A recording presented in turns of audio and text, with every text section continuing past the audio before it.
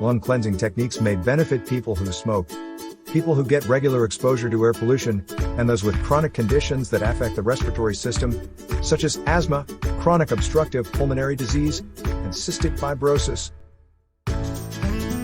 Breathing in air pollution, cigarette smoke, and other toxins can damage the lungs and even cause health conditions. Maintaining the health of the lungs is essential for keeping the rest of the body healthy.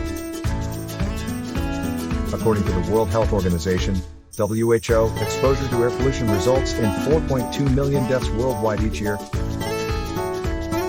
Cigarette smoking is the cause of death for 1 in every 5 people in the United States.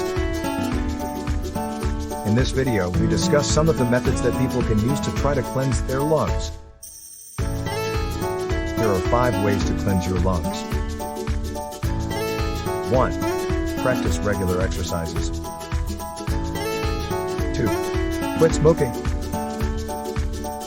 3. Breathe fresh air. 4. Steam therapy. 5. Change your diet.